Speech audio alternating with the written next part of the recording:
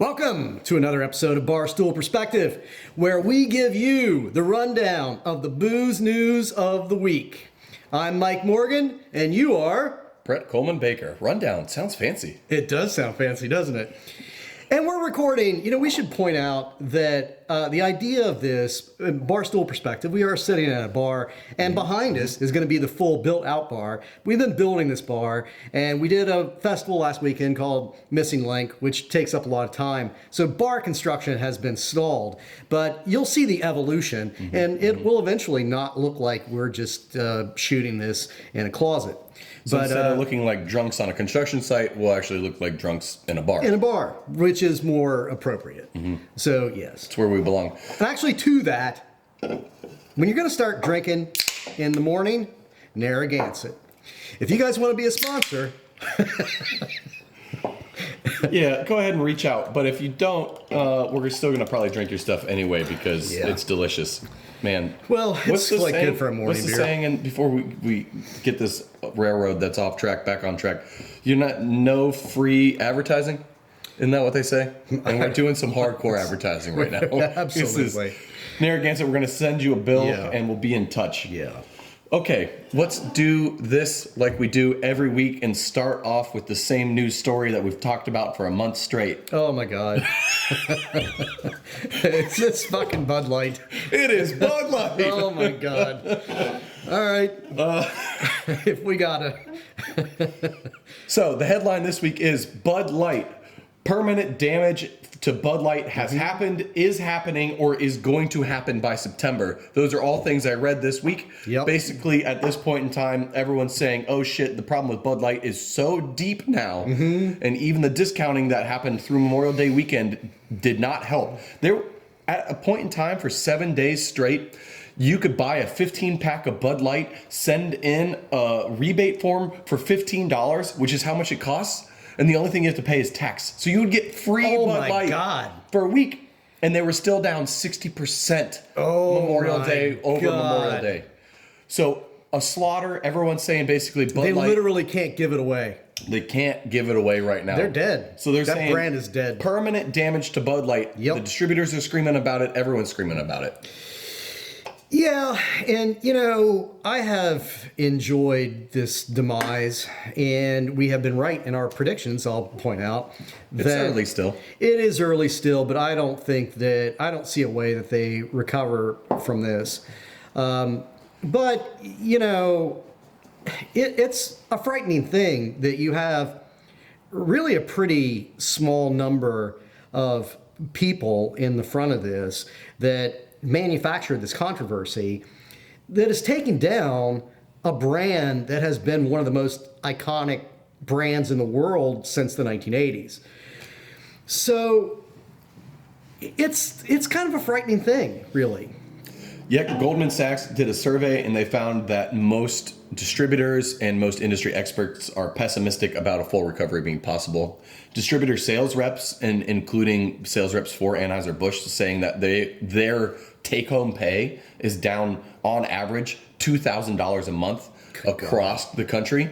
So they're just being crushed. And on top of that, there's a new king beer in America. Bud Light has finally been dethroned. By volume, it is now being outsold by what brand? Is this Modelo? It is Modelo. Modelo is now the number one brand in the USA. Wow. That's crazy, but is it because Modelo was really that's where AB InBev, or InBev rather, that's where InBev kind of started, correct? No, Modelo is a Constellation brand, I believe. Oh, really? Yeah. I thought they were also an InBev. Okay, I got that one wrong. No, they're not. So what's causing? I mean, Modelo is perfectly. It's a beer flavored beer. I mean, it's like I like Modelo. Narragansett. It doesn't blow me away. It's fine. What's behind that? Well, a lot of it is driven by just the Latino community in America and the growing purchasing power that they have, the growing purchasing power of just minorities in general moving away from what is clearly favored by conservatives and Republicans, being Bud Light, people don't necessarily want to drink something that doesn't support their values. And while Modelo probably also, and Constellation probably also spends money on the right, at least outwardly looking, Modelo isn't really tied to the same politics the way Bud Light has entrained themselves. So I think that's part of the reason why. I don't know for sure. I mean, this is just guessing, but Modelo's killing it. I really can't say that I have seen Modelo advertising on any kind of scale. You don't even you see a little bit of point of sale stuff in restaurants or bars here and there, but there's not much of that. It's not like I've ever seen a Modelo neon in my life. Well, I think that just says a lot to where we are located too, being in Midwest in Ohio, not really where if you're immigrating up through Mexico into the U.S., you're going to go into California, stay in the South, go Southeast. You don't really make it up here. So I think a lot of it is the South and Southwest and the West Coast is driving a lot of the sales. You get it. You know what makes it here? Pollution from Canada. And I am sick of you Canadians and all of your trees fucking up our environment here in America where we're environmentally conscious. Well, you're getting... I'm sorry, that was out of nowhere. Okay. Thought this was going to be like a Moosehead joke or a Labatt or something. It wasn't going anywhere. Went straight into the non-alcoholic stuff. It's fine. The sky's burning. It's okay. Shit keeps coming for AB InBev. They just got fined by the EPA. For what? Paltry sum, $500,000, but a violation of the Clean Air Act. Doing what? Violating the Clean Air Act. I don't know. I didn't read the article that much more. I wanted to see how much they got fined and who was fining them. I mean, like, how does a brewery, what would a brewery have to put in the air to run amok of the EPA? Well, it depends on what they got at their facility, but it's either the fact that they have wastewater treatment plants and they're just letting methane off into the air from the biogas, or you start to get to a certain scale and you're actually putting out significant levels of carbon dioxide that are actually impacting the local area. If you'll have to excuse me, if we burp and one of us looks like we just ate a bulb of garlic, it's because we were eating durian, and I'm tasting it, and it's durian is this fruit, this obscure fruit that Urban Artifact made a beer with a couple of years ago. Yeah. And the beer actually tasted pretty good if you didn't smell it.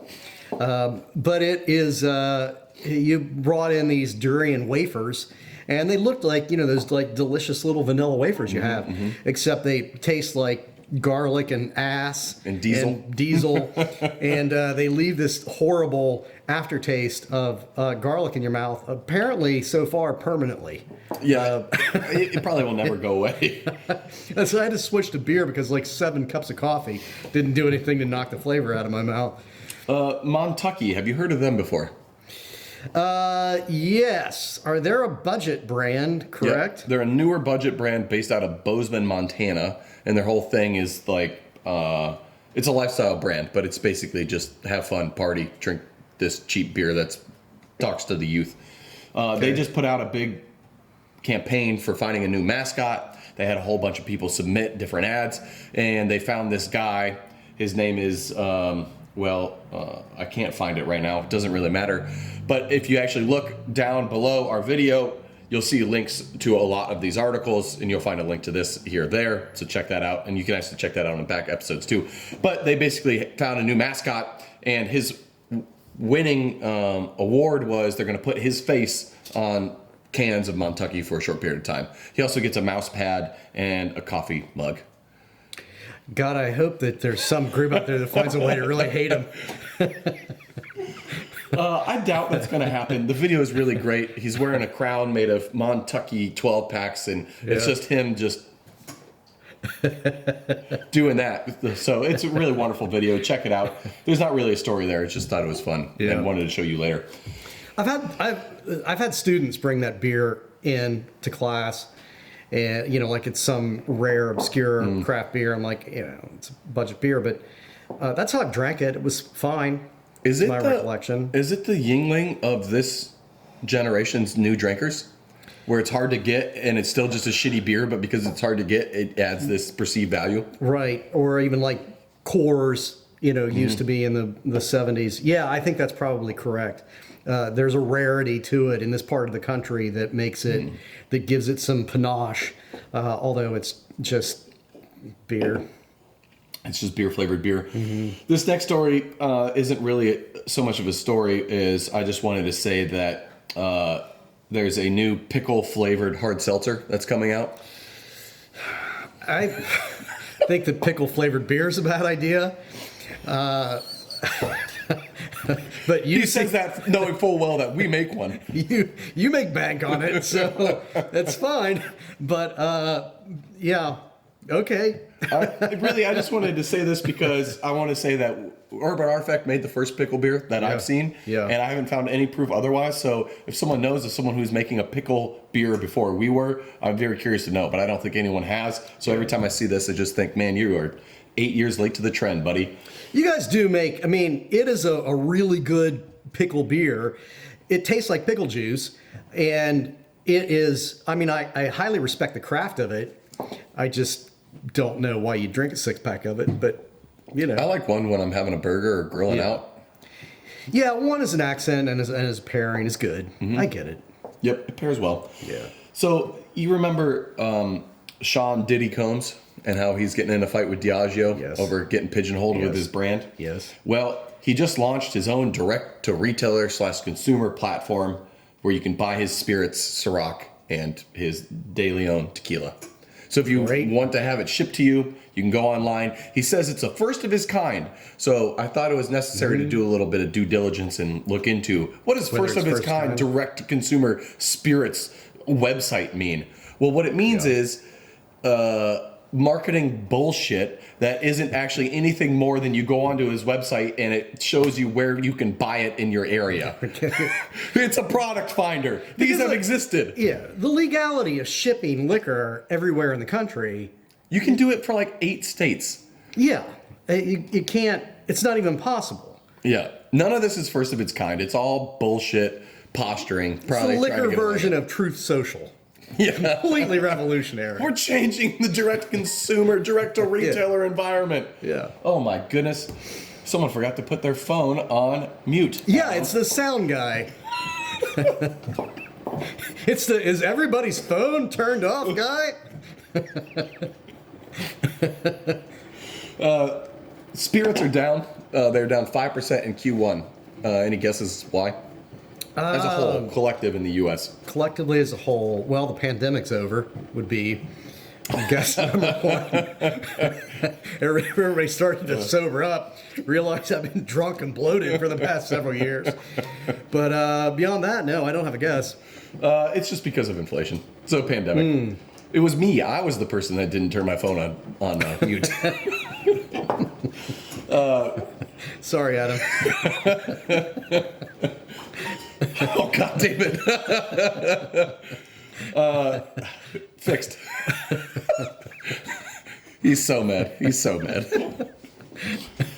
You're going to love this next news story. Oh, I'm already full of hate. Guess how many diseases drinking any amount of alcohol now cause? How many diseases? Well, increase the risk of, I guess I should say. Oh, shit. A bunch of them. Well, guess how many are now proven, medically proven, scientifically proven, alcohol increases your risks? 15. 60. 60? Yes. Great. Can you guess any? Well, heart disease. Check. Bright's disease. I don't even know what that is. It's a kidney thing. Cirrhosis. Cirrhosis, yeah, classic. Liver cancer. Probably like a dozen other types of cancer. Yeah, all the cancers. Stroke. Diabetes, stroke. Yeah, you got them all. But now it's proven also for gout and cataracts and bone fractures in general. And a whole list of other things. It was 33 things. Now that list is expanded to 60. So yeah. So Narragansett in the morning. So I take it. I'm not going to live forever, but we're all probably dying at the same time. I mean, World War III is coming, so whatever. I'm not a medical doctor by any means. Yeah. But I have a feeling that genetics play almost more of an important role in a lot of things than just doing stuff. So I'm just going to keep doing stuff. Yeah. And look, smoking cigarettes makes me look cool. So I'm going to keep smoking cigarettes. I'm glad I never started that one, but yeah. Yeah, it's always a bitch when somebody that really takes care of themselves, gets a 6 month to live diagnosis. So, yeah, I don't know. Well, see, if you don't take care of yourself by drinking and smoking too much, and then you get the 6 month diagnosis, people are like, well, he got what he deserved. And so you're just doing the right thing. I mean, they are going to say I got what I deserved. And probably correctly. That would be my speech at your funeral when you're dead. Yeah. Well, he got what was coming to him. It's about time. Thanks. He was a dick. Now he's dead. Got what he deserved. Fuck him. Toss some dirt on him. And speaking of beer releases and collaborations that no one gives a shit about, Lord Hobo has announced that they are collaborating with... Lord Hobo? Yes. It's a brewery in New York. Okay. They're collaborating with Richie's Slush. Okay. They're going to make alcoholic slushies. Great. How's an alcoholic slushie different from a frozen daiquiri? Well, it's got the word slushy in it. Okay. So, all right. So they invented that too. Well, P. Diddy, somebody else just invented the beer slushie or the alcohol slushie, or reinvented the daiquiri or whatever they did. Frozen margarita. Yeah. Nobody had ever done those before. Good job, Lord Hobo. if you haven't noticed, this has been a pretty slow news week, so we're trying to stretch things out the best we can. FMBs, flavored malt beverages, dominated the top new brands of 2023 so far. What's an example of a flavored malt beverage? Twisted Tea. Some of those that are in the top new brands that just came out this year that are selling the best. Beast Unleashed, which is the Monster energy drink, their hard alcohol version of it. We talked about that last week. Yeah, the regular Beast, the Mean Green version, the White Haze version, they're all in the top 25.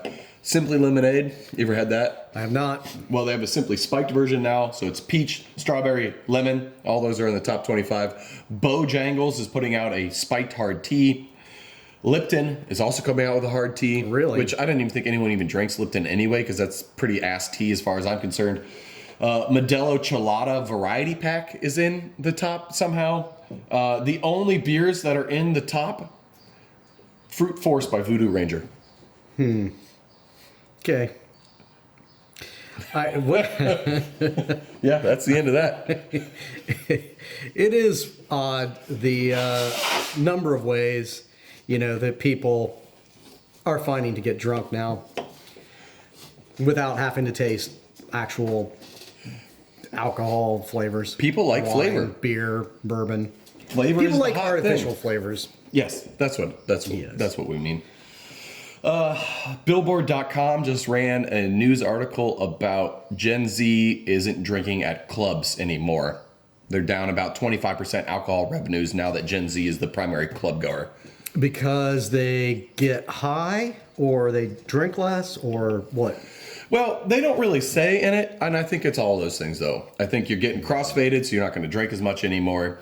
Alcohol is expensive. Going to the club is expensive. If I'm paying $20 for a mixed cocktail at a bar at a club in New York City, I'm not getting 3 of them. I'm getting 1, if that.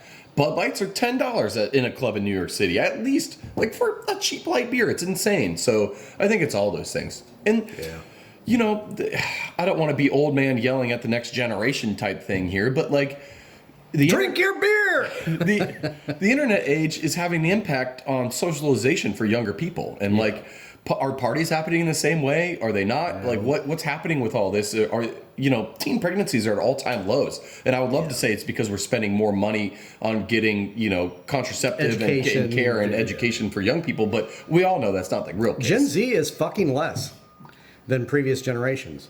And yeah, it's an interesting thing. I mean, how far the socialization and what are the long-term ramifications of it, we don't know. But they definitely don't socialize in the same ways that previous generations did. And that's not to say it's bad. It's just different. It's something that we have as humanity has never experienced before. I think less socialization as a species is bad, but...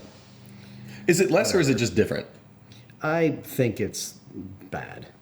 I think it's less. I mean, it's because, you know, is socializing on your phone just different if I sit here and text you as opposed to having a conversation with you? I don't think it's just different. I think it's not the same, and it's not the same level of human connection. But, you know, that's the philosophy moment here on Barstool Perspective. Well, you wouldn't be at a bar getting drunk if you weren't doing some type of bullshit philosophizing. So right. You're just living true to the name. But it is also the point of the bar. I mean, and when you look at the future of bars themselves, you go to bars, or at least you used to go to bars, to interact with other people, you know, to engage with actual human beings. Sometimes you go just because you want to be near people, but not to interact, though. And that's where a good bartender will recognize they just want to sit in the corner and chill out. Right. Or do I need to engage this person? Right. But you're right. Good bartenders are getting more rare, actually. That's true. And also just good bar conversation. But that's been happening a long time. TVs, you know, were the first encroachment into proper socialization in a bar, and that goes back a hell of a long time. Man, the TVs in the bar thing kind of really sucks, actually. I hate TVs in bars. You can tell the atmosphere in a bar is just worse when there's televisions there. Yeah. But people need it because they're, addicted to that fucking screen. Because we've started to not interact the same. And I hate it when I go to a bar. I hate TVs in a bar. But if I go to a bar that has a TV behind the bar, I find myself watching that TV. Yeah. Regardless of what's on it, I don't give a shit 99% of the time, but I'm drawn to it. Like a moth drawn to the flame, your eyes are going to go towards it. Yep. And it's a problem. It is a problem. It's wrecked the bar. Yeah. Yeah, it's why we don't have a television at our bar. It's why my favorite dive bars don't have televisions. Yeah. It's a big part of why we both like dive bars. Love dive bars. I mean, first of all, because we're cheap. Secondly, because we're drunks. But also because you just have great conversations in a real good old school dive bar. We're really getting into the dive bar news hour rather than the booze news. But I mean, dive bars, there are no judgment zones too. Right. If you just want to be the shit-faced drunk person in the corner of the bar, ain't no one gonna say anything. Yeah, no. It's very hard to violate social norms in a good dive bar. Yes. Yes. I appreciate that because I violate social norms in more respectable places all the time. I mean, he violates me regularly. It's a problem. It's a problem. The non-alcoholic story of the week. That's disturbing, really. Mike hit on one already. Canada's on fire. Boo-hoo. It sucks. I would say boo-hoo. I love Canada. It's a beautiful country. I don't say it sarcastically. I mean, really. Yeah. There is heartfelt boo-hooing here. The other news story is Trump got indicted again. Yeah. Fake news.